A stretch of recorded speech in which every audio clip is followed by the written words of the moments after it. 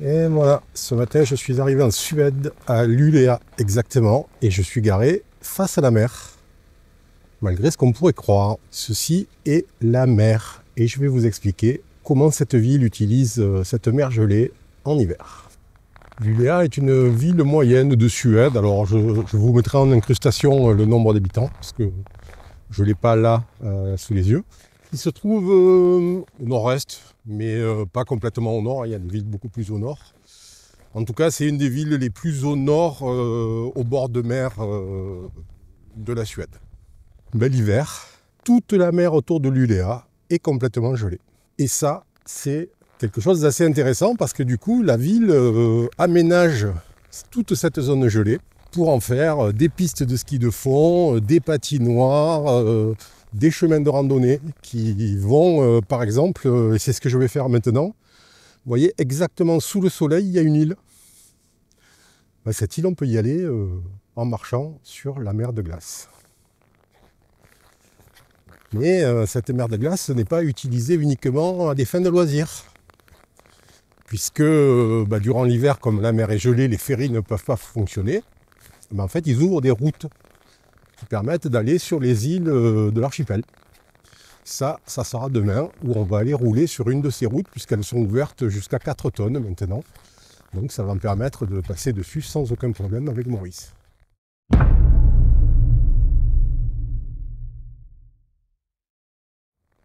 Alors à noter que pour cette petite aventure du jour, j'ai mis mes chaussures cloutées. Enfin mes semelles cloutées. Alors je fais partie de ces gens un peu crétins qui ont des chaussures avec des clous mais qui n'ont pas de clous sur leurs pneus, sur leur fourgon. Bon, c'est comme ça. Donc voilà, les passerelles d'accès qui normalement mènent à la marina et là mènent à la randonnée sur la mer de glace. Et vous l'avez en face de moi. C'est vraiment la spécificité de Luleå, quoi. C'est toute cette immensité qui est dédiée au loisir, au sport, à tout un tas de choses. Ce dont je voulais vous parler, c'est ça. Ce sont ces espèces de luges avec des petits sièges, notamment pour les enfants, et qui sont laissés ici en libre service. Donc chacun peut les prendre à la condition expresse de les ramener là où il les a trouvés. En fait, l'idée, c'est de mettre un pied là-dessus et de pousser avec l'autre pied. C'est un traîneau, hein, ni plus ni moins. Voilà, les gens viennent, prennent le traîneau, et puis ils vont faire un petit tour, ils reviennent et ils le ramènent. Et vous avez, sur les panneaux, vous avez tous les lieux de randonnée en fait. Donc voilà, on va aller marcher maintenant vers la petite île, qui du coup n'en est pas une en hiver, bien entendu. Donc, vous voyez, vous avez beaucoup de traces de motoneige. Et des traces de ski de fond aussi, pas mal. C'est assez amusant parce que si on regarde, vous voyez, il y a des fissures dans la glace quand même. La glace vit, elle bouge, elle se fissure, elle se resserre. C'est un petit peu ça qui me rend, on va dire, prudent pour demain, pour aller rouler avec Maurice sur la glace. Parce que c'est ouvert à 4 tonnes, mais Maurice fait 3 tonnes 250, donc je vais suivre les règles de manière précise, bien entendu, pour ne pas prendre le moindre risque. Alors, donc vous voyez, vous avez plusieurs zones. Vous avez au milieu la zone de patinoire, là, donc qui est très très glissante.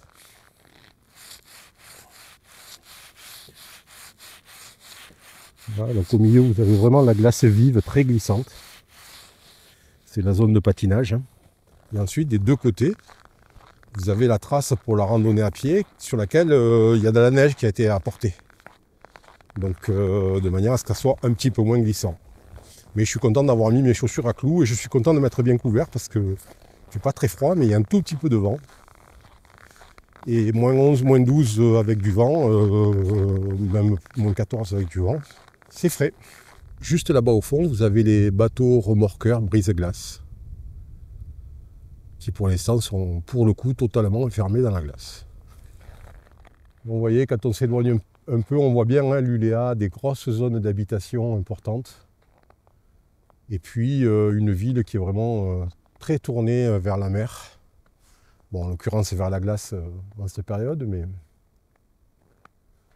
bon, ça reste une ville calme et agréable, pour le peu que j'en ai vu pour l'instant. J'ai pas eu le temps de trop sortir ni de bouger, mais je vais y rester une grosse semaine, je pense.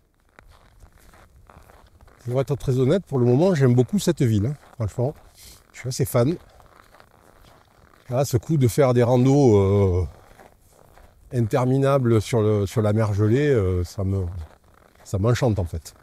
Je trouve ça tellement cool, et tellement cool, tellement agréable. Je vais aller voir si je peux louer des skis de fond pour aller me faire une petite rando en ski de fond. Bon, ça va faire juste 30 ans que j'en ai pas fait, mais peut-être c'est comme le vélo que ça se perd pas, j'en sais rien. Je vais me renseigner des conditions pour rester en Suède un petit peu longtemps. Alors je dis pas que je vais aller m'installer en Suède, hein, c'est pas la question. Mais peut-être venir y passer 6 mois, 7 mois. Et dire par exemple, ben voilà, je viens 6-7 mois, je reste garé 3 semaines dans un... Pas en road trip, plutôt en mode je lis des contacts, voilà, je m'intègre un tout petit peu dans la vie locale, quoi. Bon, là, il va falloir y aller avec prudence parce que je suis sur la glace vive de la patinoire, mais il y a un tout petit peu de neige. Donc ça permet d'avoir un peu d'adhérence. Mais même avec les clous, hein, c'est tendu là.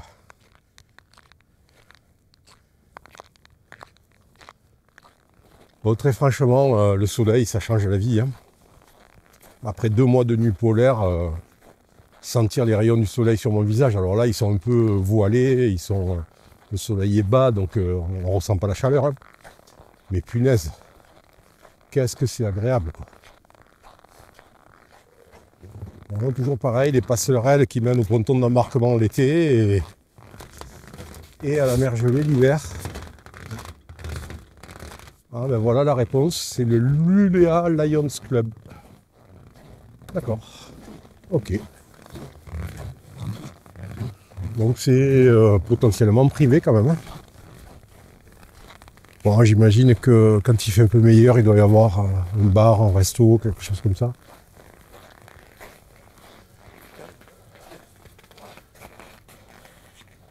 Bon, bah là, désolé, hein, il n'y a rien écrit en anglais, donc je suis incapable de lire ce qu'il y a écrit. Ah, et donc vous voyez, de l'autre côté, ça continue, quoi. Ça traverse littéralement tout le fjord. Il y a vraiment énormément de place. Mais hier, quand j'ai vu le monde qu'il y avait dessus, ça a fait tilt, quoi. Le week-end, il y a vraiment énormément de monde qui vient ici, quoi. Et toujours partout, comme en Suède, hein, c'est toujours des tables pour pique-niquer, des barbecues pour faire un feu. C'est général, c'est partout en fait, au bord de la route. Les aires que vous avez, les aires de repos, hein, au bord de la route, elles sont toutes comme ça, équipées avec des bancs, des tables et des barbecues, partout. Des fois, il y a même des saunas. C'est dans ce sens que je trouve que sociologiquement, la Suède est différente de la Norvège. La Norvège, on sent que c'est un pays qui est un peu refermé sur lui-même. La Suède, c'est pas pareil. On sent vraiment qu'il y a quelque chose qui est tourné vers la convivialité, en fait. Voilà. Il y a une volonté de convivialité en Suède que je ne retrouve pas tout à fait en Norvège. Et pourtant, j'ai passé beaucoup plus de temps en Norvège qu'en Suède, hein. Mais là, on est vraiment dans un espace tellement calme, tellement tranquille. Enfin, regardez si j'arrête de marcher, quoi. Enfin, écoutez.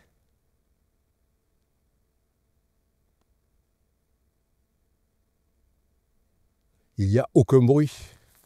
Pour vous faire imaginer à quelle hauteur est le soleil, dites-vous qu'il est 12h15. Mon ombre, grosso modo, elle va à 20 mètres devant moi. Donc, ouais. Et là, le soleil est au plus haut de la journée, hein. Donc, au niveau charge solaire, c'est pas encore tout à fait ça. Alors, j'en profite pour faire un petit ajout sur un truc que j'ai oublié de mettre dans la vidéo concernant le froid, la gestion du froid en Laponie l'hiver.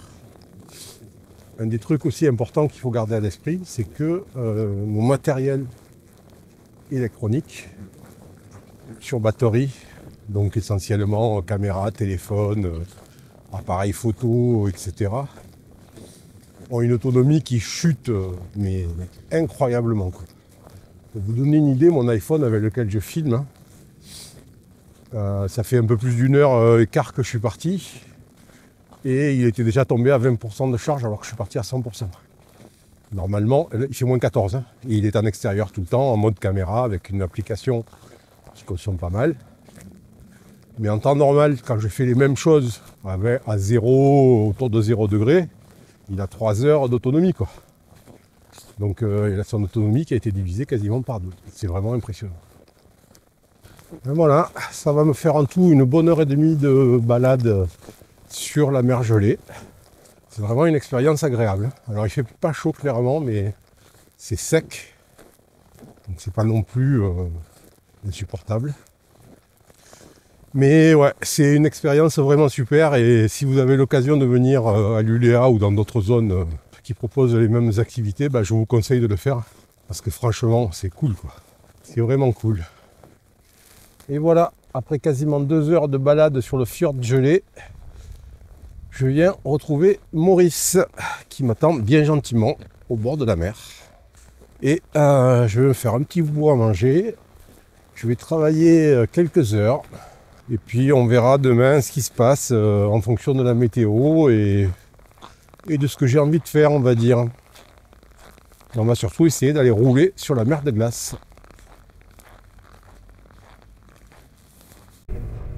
Bon, ben après la journée bien ensoleillée d'hier, qui m'a permis d'aller marcher sur le fjord gelé, les choses ont un peu changé, enfin bien changé aujourd'hui. Hein. Là, on a pour le coup, on a une météo plutôt mauvaise. Il neige, il fait moins 18. Bon, c'est pas la tempête, il n'y a pas de vent, hein, donc ça reste quand même agréable. Mais c'est un froid un peu moins sec, donc forcément c'est un petit peu plus délicat. Donc j'ai quitté le parking pour camping-car sur lequel j'étais connecté avec de l'électricité. J'ai passé 2 nuits. Et là maintenant je vais aller me mettre sur un spot sauvage, normalement en bord de lac gelé. Ce qui va me permettre d'aller faire une petite rando sur le lac. Il y a une jolie rando autour du lac apparemment. Et puis voilà, j'en ai un peu marre d'être en ville là, donc je vais aller me mettre sur un spot un peu sauvage. Le seul truc, c'est que j'espère qu'il va être déneigé et accessible. Alors normalement il l'est, hein, selon les commentaires sur les réseaux, enfin sur les applis. Mais bon, on est en hiver, hein, donc on ne sait jamais ce qui peut se passer. C'est un petit chemin à gauche, je suis pas très confiant là quand je vois la situation. Je suis pas extrêmement confiant. Ah ben si. Ah ben non. Non, non, non. Non, non, non. Ça... Ah si, si, si, c'est bon. Ça marche. Oh, cool. Cool, le chemin est bien dégagé. En tout cas, il permet d'y rouler sans aucun problème. Ça, c'est cool. C'est pas dit que s'il tombe 40 cm de neige, ils viennent déneiger en priorité ici. Mais bon, j'ai de quoi tenir plusieurs jours, hein. Je suis pas à 4 jours près, donc je peux toujours patienter. Mais quand même, ça a l'air d'être un endroit qui déneige fréquemment, quoi. Alors, bien sûr, il y a une couche de neige, mais c'est pas très grave. Bon, ben, c'est un endroit un peu perdu, hein, quand même. C'est un petit spot un peu isolé et j'adore ça. Ça fait longtemps que j'ai pas eu l'occasion d'aller sur un spot bien isolé comme ça, parce qu'en Norvège, ce type de route, ce type de chemin, ben, c'est pas ouvert, quoi. Ça fait, c'est pas entretenu, quoi. Globalement, je trouve que les Suédois s'occupent mieux de leur route que les Norvégiens. Dans le sens où il y a plus de petites routes ouvertes en Suède qu'en Norvège. Et que sur les routes très verglacées, ils ont une technique de rainurage de la glace qui est d'une efficacité redoutable et qui fait qu'on a énormément de grippe sur ces routes-là. Ce qui n'était pas le cas du tout en Norvège. Hein. Donc ce chemin-là, il n'existe pas en Norvège en fait. Il est jamais de l'hiver, il n'est jamais ouvert. Alors que là, on a un chemin et il donne sur un parking. Voilà, ça c'est cool. Ça c'est vraiment, vraiment, vraiment cool. J'adore. J'adore, j'adore. Du coup, ça va me permettre de me garer là tranquille. Et puis, c'est ici que je vais passer la nuit. Alors bon, il est midi. Quand on voit le monde qui est à midi, on s'imagine bien que ce soir, il ne devrait pas non plus y avoir 50 millions de personnes. Donc, ben voilà, mon petit spot pour 2 jours, il est là. Et je suis bien content parce qu'il a l'air vraiment pas mal.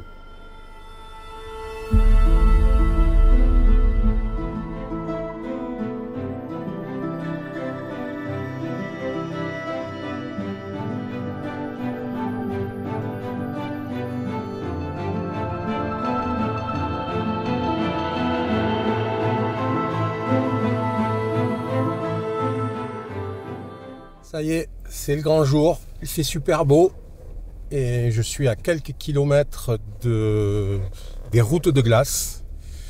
Et ben voilà, Maurice va enfin pouvoir rouler sur les célèbres routes de glace sur la mer. Je suis à la fois excité et pas inquiet, mais comme on dit, hein, qu'est-ce qui pourrait mal tourner, quoi. Bon, on va aller quand même le faire, bien entendu. C'est le but du jeu. Je suis en grande partie venu à l'ULEA pour ça. Comme chaque fois que je fais quelque chose qui pourrait mal tourner avec mon fourgon, vient toujours la même rhétorique, à savoir que c'est ma maison, mon bureau, mon véhicule et que j'ai pas de plan B, quoi.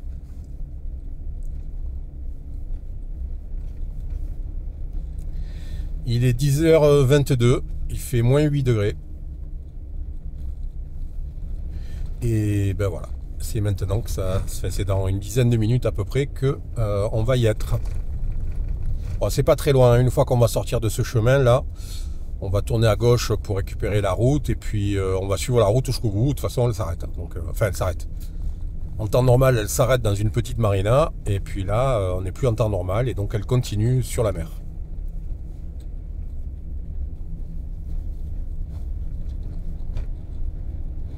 Bon, le petit spot sur lequel j'étais garé est juste merveilleux. Je pense que je vais y revenir ce soir. Voilà, on arrive aux routes de glace. C'est juste en face. On va arriver sur une petite marina. Et juste après la marina, il y a la route de glace. Donc c'est une grande route, c'est très très large. Et il y a des croisements en fait. On peut tourner à droite, à gauche et tout. Donc la route est bien ouverte pour 4 tonnes. Donc c'est parfait. C'est exactement ce qu'il me faut. Je suis à 3 tonnes 3. Donc pas de souci. Donc c'est limité à 30. Faut pas s'arrêter. Ça paraît logique. Faut pas suivre les voitures à moins de 50 mètres. Ça paraît logique. Hein, c'est pour éviter le poids concentré au même endroit.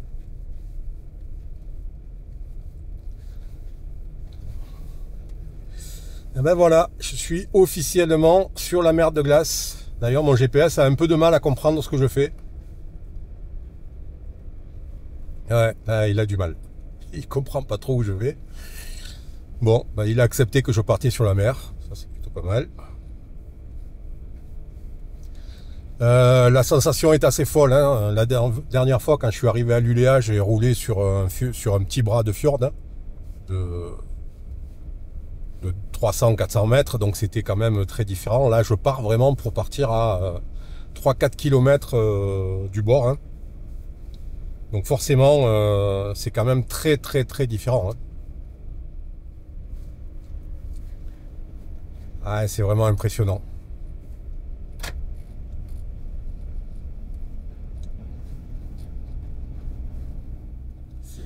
Alors, ce qui est amusant, c'est que il y a des gens qui habitent sur les îles, hein, au large, là. Même ici. Et donc, ces gens, l'hiver, ils vont chez eux en voiture. L'été, ils vont chez eux en bateau. Et en mi-saison, c'est-à-dire quand il y a trop de neige pour les bateaux, mais pas assez pour rouler dessus, ils restent chez eux. Et j'ai discuté avec un gars en ville, là, qui me disait que lui, pendant 6-7 semaines, vers le mois de mars-avril, il restait chez lui pendant 6-7 semaines, quoi.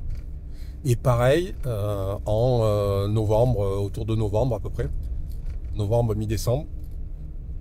Donc c'est vraiment pas simple, hein, vous voyez, c'est quand même assez particulier comme situation, quoi.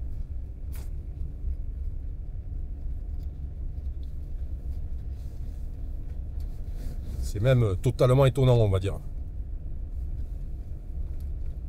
Bon, la route est grande, hein. Ça par contre, il n'y a pas de problème. La route est vraiment, vraiment grande.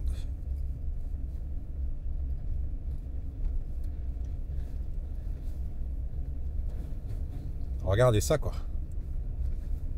C'est une autoroute, en fait, sur laquelle on peut rouler qu'à 30 à l'heure et on peut pas se doubler. Enfin, on peut se doubler, mais... disons que c'est pas fait pour ça, quoi.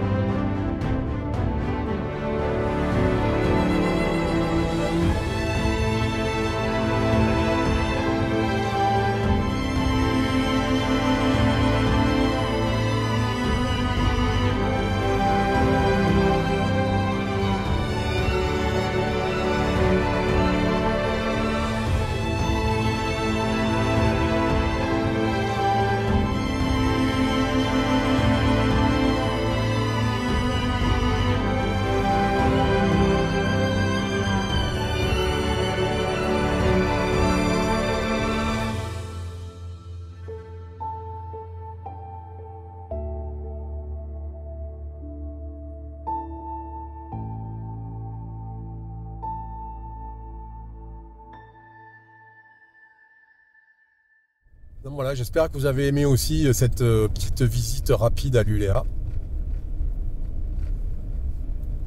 Et à ces routes de glace et à ces activités sur la mer gelée. Et en attendant la suite des vidéos sur ce road trip, si vous voulez savoir comment j'ai préparé Maurice pour cette aventure, cette vidéo devrait, je pense, vous intéresser. Allez, à la prochaine, ciao!